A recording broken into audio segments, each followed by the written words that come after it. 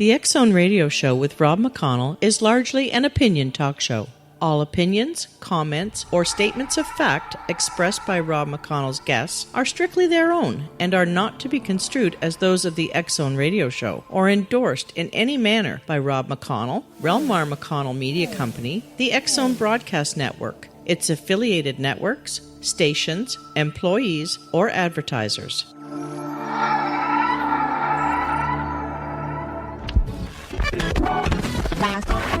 All Hit Radio.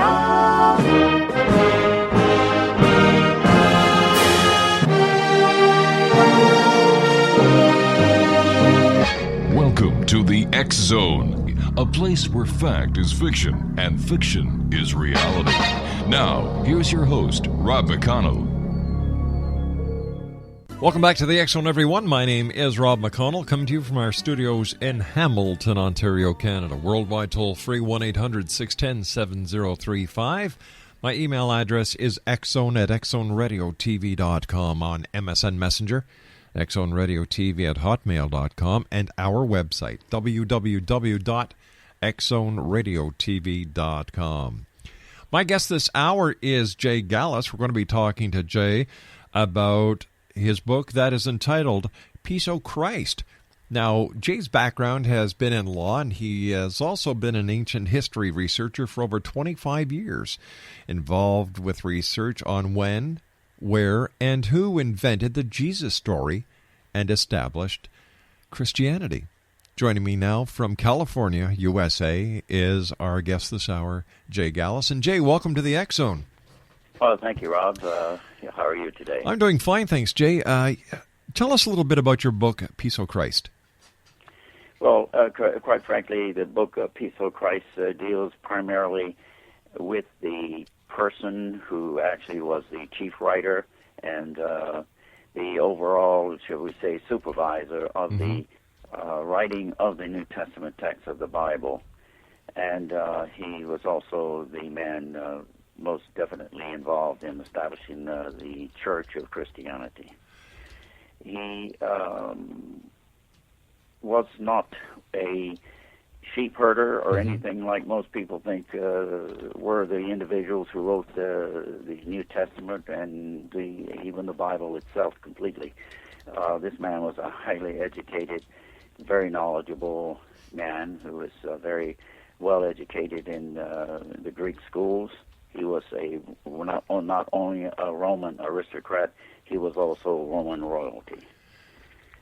And we have traced him down through the centuries and through the Roman Empire, both finding out exactly who he was, because he never actually used his real name, which was Arius Calpurnius Piso. And instead he used many, many aliases. And you have people who have, if anyone is familiar with the writings of Flavius Josephus, considered to be an ancient Jewish historian, then that is the man I am referring to. That is one of the names that he used. One of his pseudonyms was Flavius Josephus. And, of course, he wrote, most of what he wrote was under the name of Flavius Josephus. Flavius Josephus himself never existed, but Arius Calpurnius Piso did exist. Wow.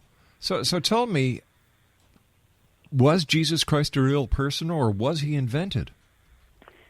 Jesus Christ, the one in the New Testament, yes, of course, he was not a real person. There were many people at the time that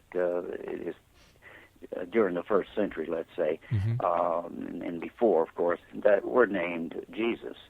But the part about the name being selected, the Jesus name being selected for this person in the star of the New Testament, is that it just so happens during the time that, I don't know the exact year, but during the time that Emperor Titus was in Judea or in Jerusalem tearing down the temple, which was finally torn down, I believe, in the year 70 CE. There was a man named Jesus who was one of the shall we say, rebels, I guess the Romans would have classified him as a rebel, leader of some of the Jewish warring factors. And he was causing great havoc for the Roman military. All right, you and I have to take a commercial break. We'll be back in 2 minutes. X-Zone Nation, my guest this hour is Jay Gallus. Don't go away, because what you're going to hear is going to rock your ship. We'll be back. Don't go away.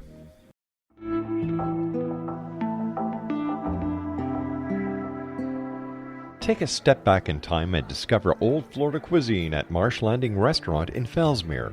Enjoy delicacies such as frog legs, gator tail, catfish, and swamp cabbage, or enjoy the more traditional cuisine like hand-cut Angus steaks, ribs, and seafood. Join us for breakfast with a southern flair featuring sweet potato pancakes, biscuits, and gravy, and much more. Planning a party? Marsh Landing's private dining room can accommodate groups from 8 to 80 people. While you're visiting, enjoy the historic pictures, artifacts, and stories that line the walls. Marsh Landing is truly a unique experience. Marsh Landing Restaurant, 44 North Broadway in historic Fellsmere, or visit marshlandingrestaurant.com. Marsh Landing, Old Florida cuisine at its best.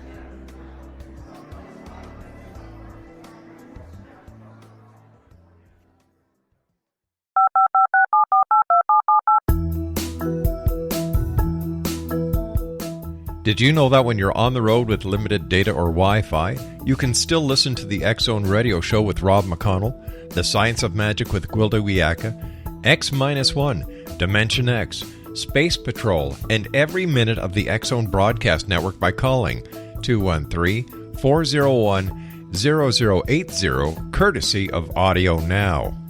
No smartphone, app, or internet needed. It saves your data plan, and it's free if you have unlimited minutes.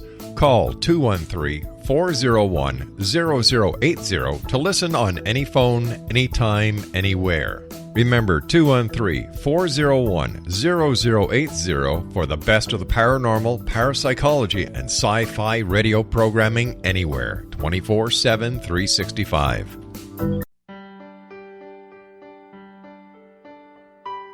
We all desire health, happiness, and fulfillment, but often get in our own way. Repeated patterns that leave us out of control can keep us feeling powerless, frustrated, and unable to move forward in spite of our best efforts. Unconscious patterning disconnects us from our gifts, often destroying the very thing we seek. But there is an answer. We can take charge of our destiny and heal the trauma of our history. Shamanism is an effective ancient modality that can reconnect us with our true selves, empower the creation of our dreams, and return us to health and balance. Cody Alexander is a certified shamanic practitioner and teacher with 11 years' experience. Email healingpathways33@gmail.com or visit codyalexander.net to schedule a long-distance shamanic session today.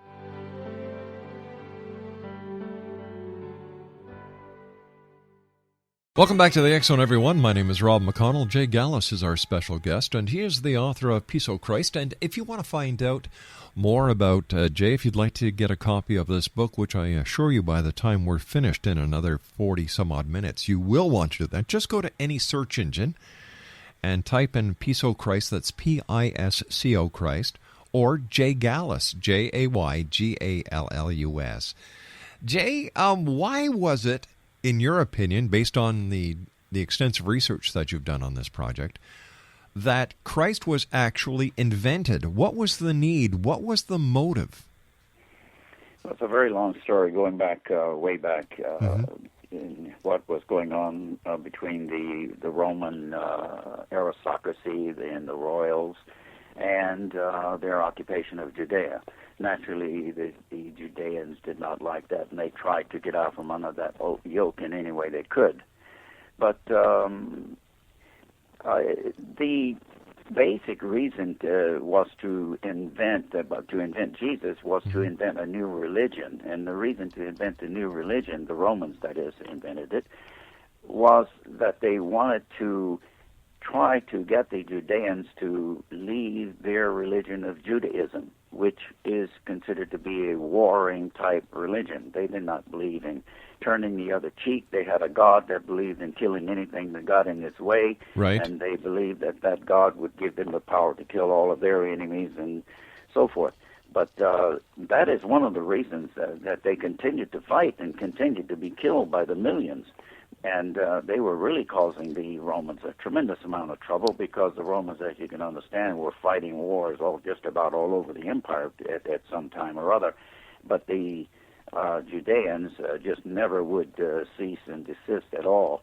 So this is particularly the Pharisees. The Pharisees hated slavery. They had been in slavery for years themselves. They hated it, and they did not like the Romans coming in and taking over their country and putting them under an occupation, basically slavery. So, the Romans decided they would make a new religion, and they came up with the idea of, well, let's take the God that the Judeans worship, and we'll have him have a son, and we'll have him become the new God, and we'll get the Judeans to believe this, which, as you notice in the religion of Christianity or in the New Text, it is supposed to be a passive type religion, turn the other cheek kind of thing. And but they wanted the Jews to believe in that. So if they would believe in it, then the Romans would be able to control them more easily, and they would be to pacify them, so that they would just accept Rome, accept the leadership of the emperor, and it will all be finished. But they did not. So when the Jews refused the story that they came up with originally, they decided they had to do more work on it, and they went on and to write more books and expand their the story. And they still went back to the Jews again, but the Jews would not accept it, and they started to kill more and more of the Jewish people. So, and that is one of the reasons. The other reason was to assist all of the other royals involved in the aristocracy of the Roman Empire in helping to maintain slavery. And of course, the empire it fed upon slavery and became rich upon slavery. So they wanted that. That was something they wanted to keep, and they felt that they could get everybody believing in Christianity. They would all be able to be controlled, because they would be guaranteed everything that they wanted now and could not have. They would get it after they died. So they had nothing to worry about. Go through slavery, do what you're told, do what your master tells you, and everything will be fine after you die. So that was the reason for Christianity. Let me ask you this, Jay. How has Christianity been able to exist for so long based on lies? Well, first of all, you have to understand who made it. And people at the time who made it at that time were the most powerful people in the world. They could do anything they wanted. Nobody could tell them they couldn't do it. They controlled the known world. They had the armies, the power to do whatever they wanted. Anyone who objected, they would just smash, and nothing was ever said. So, and as a matter of, and further, since they were the most powerful and controlled everything, then they were the ones who wrote the histories, and they were the ones that did all of the teachings and put out all of the laws, etc.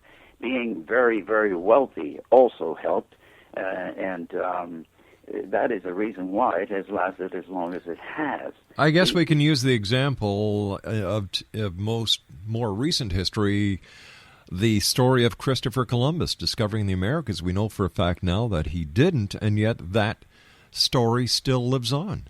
Absolutely, that's one. Yes, of course, that's true. You'll find many cases like that in history, and particularly even in wars that in modern times, going back only a few years ago, there are many things that have been written by that happened in those wars, and who did what, and those things were really never true.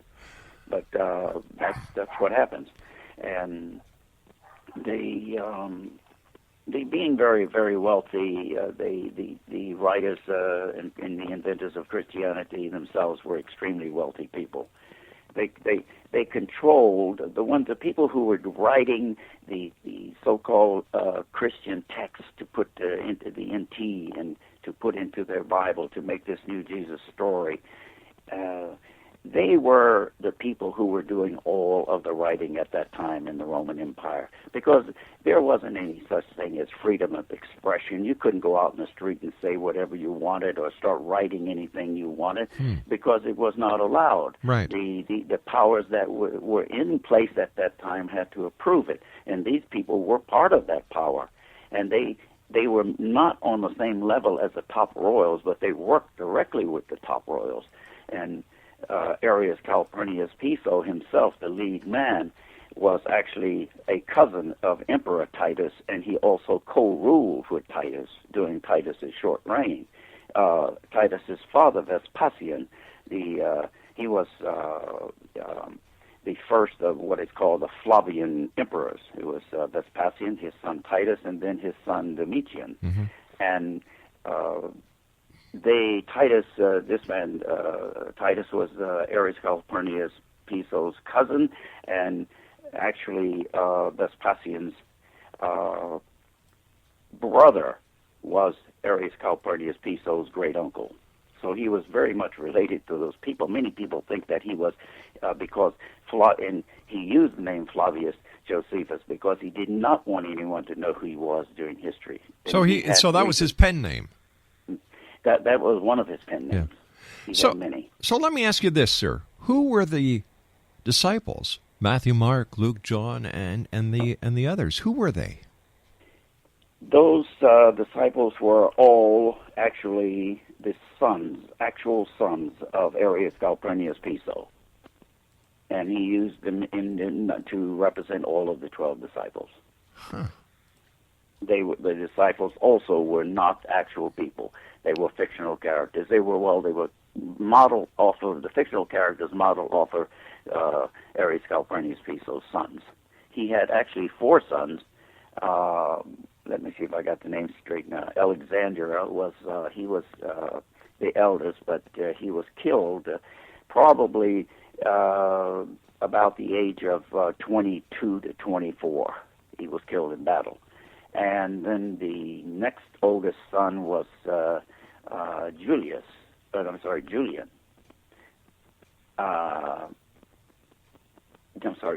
I'm mistaken. The next oldest son was Julius, and then the next was that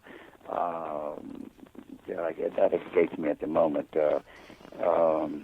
But anyway, there were 3 living sons, and the 4th one that had died, and he used them in as the members of his disciples. All right. So, looking at the entire world of Christianity, looking at Catholicism, just imagining the size of the Vatican and the wealth that it has amassed over the years based on a lie. Isn't this criminal? Well, yes, it should be. But, there is a saying, I've heard many people say this, that Christianity or religion as it is, if it were done, and whatever they do, if done under any other name besides religion, all of the people in charge of it would be in prison. Right. And the followers, if they were following such things, if it were done under anything other than religion, it would be considered insanity. You and I have to take our news break. Great talking to you, Jay. Thank you very much for taking time out of your day to join us. You and I will be back on the other side of the news. Exo Nation, my guest this hour is Jay Gallus. That's Jaygallus. He's the author of Piso Christ, Piscochrist. To find out more about Jay, to get a copy of his book, simply go to your favorite search engine and type in Piscochrist. It's that simple. Jay and I will be back on the other side of this commercial break with the news as the X-Zone continues from our studios in Hamilton, Ontario, Canada. Once again, if you'd like to get all the information on the Shriner human trafficking connection, all you have to do is go to www.xzonenews.com/ROJ. My name's Rob McConnell. This is the X Zone. We'll be back. Don't go away. This is the X Zone Broadcast Network, broadcasting worldwide on broadcast affiliates and satellite program providers, including CNN Broadcast Network, Sirius Satellite Network, Star Media, Good News Radio Network, Angel Broadcast Network, Wiki Broadcast Network, and WPBN TV. For more information on the X Zone Broadcast Network, visit us at www.xzbn.net.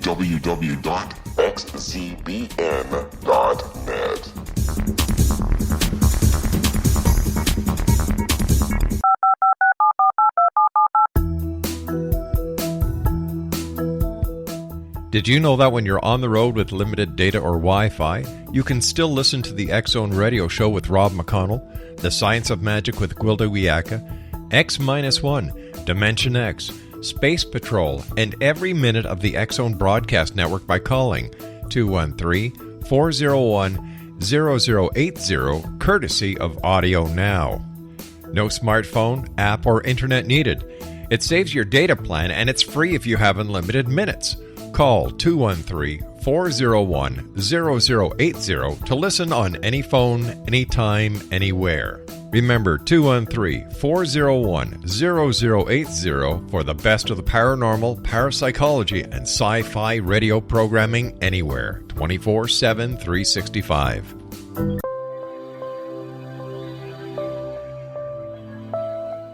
There's a legend shared by many indigenous cultures of a time when the nations were cast to the four corners of the world.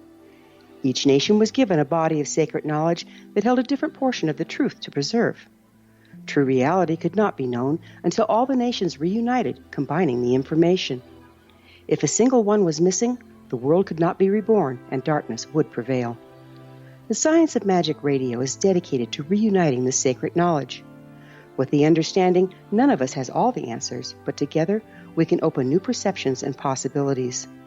Through our combined vision, the world can be reborn into a place where darkness no longer prevails. Join me, Gwilda Wiyaka, and the Science of Magic daily on the X Zone Broadcast Network, xzbn.net, or visit us at thescienceofmagic.net.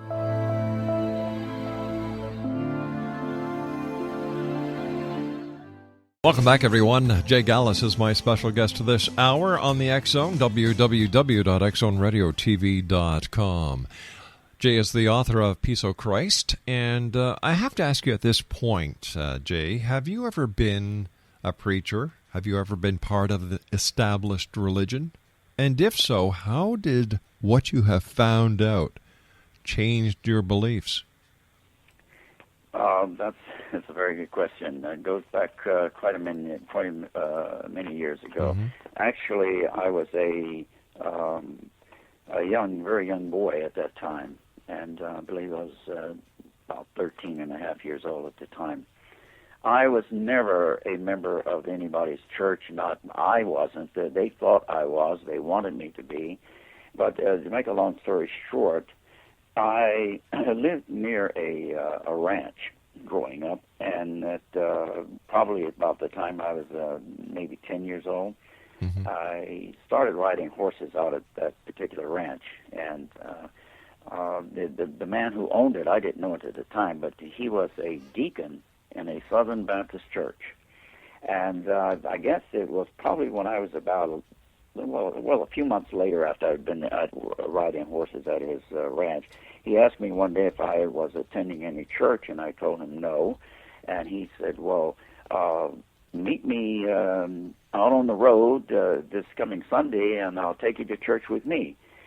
Oh, I didn't know how to answer that. I really wanted to tell him no thank you, but mm-hmm. I couldn't, I felt, because he might just say, well, if you don't go to church with me, you can't come to my ranch to ride horses anymore. So I did go to church with him. And I went to church, and the next thing I knew, they had me going up to the pulpit and saying that I believed in Jesus, and this old man is pushing me to go, go, go, go. You know how they're called to come to God or come to Jesus, or so. And at that time, I didn't know anything about that.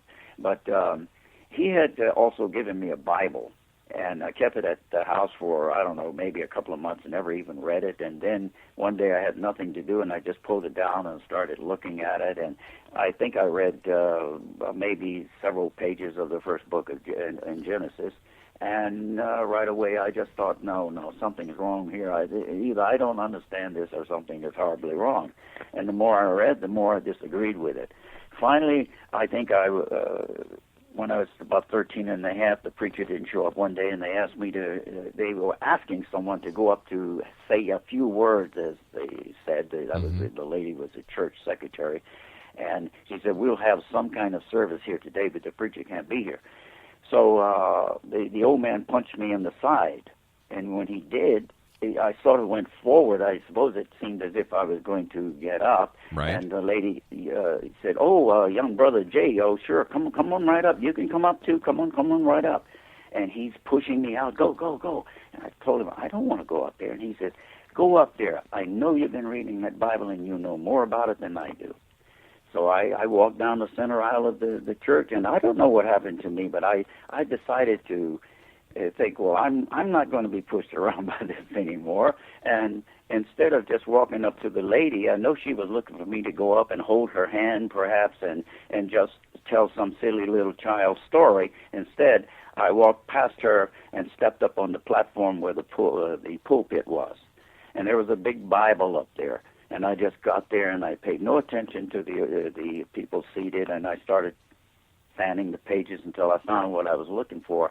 And I found a couple of verses, and I told them to open their Bibles to what book and what chapter and what verse, etc., and read with me, and they did. And I preached to those people for almost an hour that day, and they were in tears when I finished. Wow. And they couldn't find a preacher. They had me preaching for them for about 6 months, and then I noticed, began to learn a lot about this thing called religion, and I tried all kinds of things. Being a young boy, I was interested in seeing how these people were acting, and I would walk down the aisle and put my hands on their shoulders, and some of them would almost fall to the floor. But every time I touched one of them when I was preaching, they would cry. And that really upset me for a long time. And finally, they couldn't find a preacher, and they named me as the pastor of that church. And I preached for them for 2.5 years. But finally, I could not do it any longer. And because I felt it was wrong to tell those people all of the things that I was taking out of the Bible when I, by that time, knew it was nothing but a lie. There were people in that church who could not feed their families, but yet they'd come to church every Sunday, and they'd put their last, 50 cents or quarter or 10 cents or whatever it was, a few coins into a basket, and go home and probably wonder how their children was going to eat dinner that night.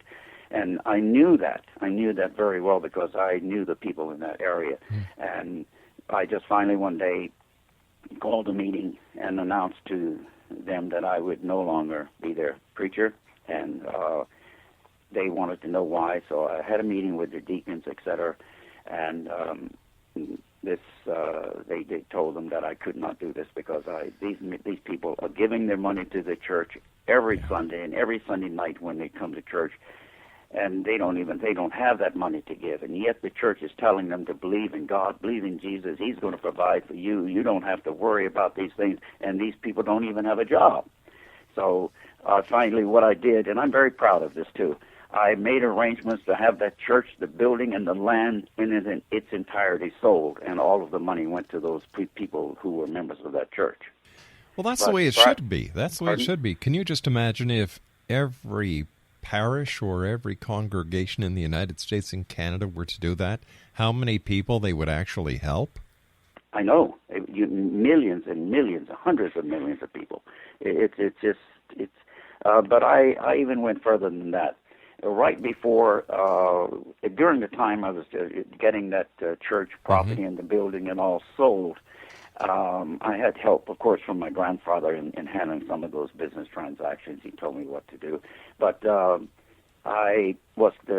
church was contacted, the secretary of the church, I think it was contacted by some group that were having a revival about 25 or 30 miles away from where I lived. And they had heard of me, and they asked the church if there's any way possible that they could have me come and preach the lead sermon to start the revival. And when they told me about it, I saw another opportunity. And I said, yes, I will do it, but I want to talk to them first. And I consulted my grandfather, and he said, if you're going to do it, get some money. He said, if you're going to help those people that you've been preaching to, go to that revival and make them pay you. He said, those people are going to make a lot of money. So he said, make sure you get some money and give it to those people, to the people that for the church you were preaching to. And this was years ago, and when I talked to them, and they said they were going to give me, I don't know, something like $2,000, and I told them, you want me to preach the lead sermon? Who's going to preach the closing sermon? They said, we'd like for you to do that too. And I told them, it will cost you $25,000 per sermon. Wow. Either that or I walk. And they were astounded. I said, you're just a kid. I said, I know I'm just a kid, and I also know who I am, and I know what I can do. If you have a preacher that can bring in more money than I can, then you ask him to do it. And they relented right away, and they said, we will give you the $25,000. And I preached the first sermon, and there were twice as many people there at the closing sermon than there was at the first sermon. And they must have collected a tremendous amount of money. I don't know how much, but I was able in those two sermons to give another $50,000 to the people of the church that I closed. Tell me something. Have you suffered or have you been victimized by members of the different churches because of your outlook and because of what you're revealing to the public pertaining to Christ? Well, I've had some people who've tried to give me a difficult time. I really don't pay very much attention to it. And I know that there's some crazy people out there, and you have to be very careful, and I am. Yeah. Or they try to, run scams on me and so forth. They get me to sign papers for one thing or another, claiming it was for one thing, and it was totally different. Except, I've had many people that try to harm me in various ways, but I'm not going to let that stop me. There are those. And the majority of the people who are part of religious philosophies believe we are in the end times as talked about in the book of Revelations. What is, in your opinion, the book of Revelations in the New Testament all about, and who was the writer or writers? Okay, the New Testament you're at. Who wrote the New Testament? Is that it? Well, yeah. It's particularly the book of Revelations. Oh, yeah. Yeah, well, Revelation, of course, is the last book in the New Testament, and most people read it, they look at, Revelation. They have, perhaps, I'm sure that they would think, and I know most people knows what that word means, but people in religion or who are being taught by religious organizations, they never think about the meanings of that word. And if they would just open their eyes and think just a little bit. Revelations, what is it going to reveal? Because that's what it means. It's revealing something. And but they don't think that way. They just think of it as another title of another book. But that book was written by Arius Calpurnius Piso's, actually his second son, which at the time was his oldest son living, and his name was Julius. Was his name, Julius. And the thing about Julius, this family, was very, very well connected and related to royalty. And Julius's son, Severius, was doing other things, and he was involved with military, but he had a grandson that he thought should be the next emperor at that time. The next time an emperor's spot was open, he should be the next emperor. You see, anybody couldn't just be an emperor, as most people thought. It was every emperor that was ever put in power was connected to the one that whose place he took. So when Julius found out that his grandson was going to be overlooked and to be the emperor, instead it was going to be his younger brother's son was going to be the next emperor. And that young son, brother's son, became Emperor Antoninus Pius. So, but Julius was very disappointed about it. And to show his disappointment, he decided that he would tell the truth about the story of who wrote the story and what it really meant. So in Revelation, he is really taking his life into his hands. Actually, it cost him his head. He told too much, and it came very close. If people had known what he was writing at that time, it would have destroyed all of the work that his father had done. But they didn't know. But today, people are starting to learn. And he tells everything that's in the New Revelation has already happened, and that he is just bringing it up to show people, try to teach people who did these things. He mentions his father in there. He mentions Pliny the Younger, who was involved in helping them with the Christianity, and making and writing the stories, etc. And he mentions his brother, etc. So they're all being called a beast and the devil and so forth and so on. In that book, he is actually talking about his father when he mentions the number of 666. Those were Greek numbering code system, and it's commonly called a Pythagorean numbering system. Right. And his father was very, very apt in those numbering systems, and that's where he came up with the numbering system that represents his father's name. It represents his father's name as Piso, and also it represents him as Piso Christ. All right, stand by, Jay. You and I have to take our final break. Exonation, Jay Gallus is our guest. He's the author of Piso Christ. It's one of the topics that you won't hear in a lot of circles, but you will hear the truth here in the X Zone. Fact is stranger than fiction. When we come back, more with our guest this hour, Jay Gallus. He's the author of Piso Christ, and all you have to do is just type in Jay's name into any search engine, and all the information will pop up.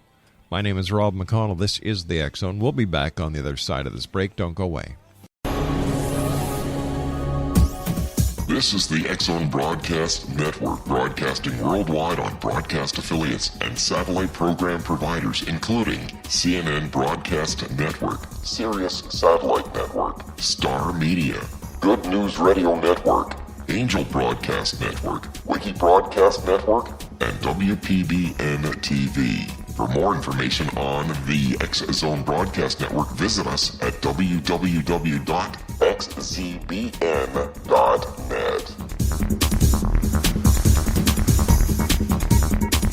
18th Sergeant Central. 19th Sergeant, check. Officers on the scene. Hi, I'm Larry Lawson, host of Paranormal Stakeout.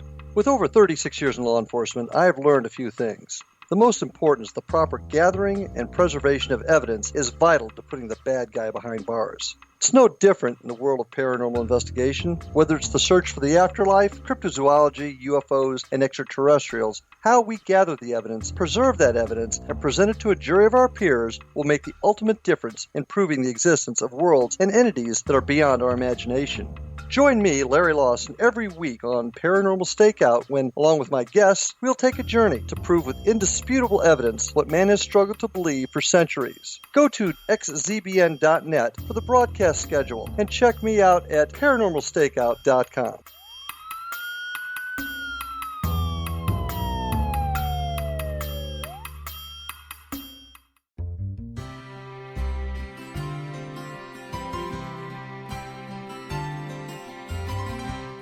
True healing must address 4 levels: physical, emotional, mental, and spiritual, for us to live joyful and productive lives. We tend to treat 3 of the 4, leaving the spiritual languishing. If you're tired of the same dysfunctional patterns cropping up in your life, Soul Balancing is for you. Trixie Phelps, owner and founder of Soul Balancing, is a naturally gifted energy healer trained in numerous esoteric forms, including shamanism. Trixie has created a powerful modality that safely and effectively clears your energetic field. A soul balancing session can remove interference, heal trauma, and restore your hope. Contact Trixie for a life-changing long-distance session today, www.soulbalancing.world.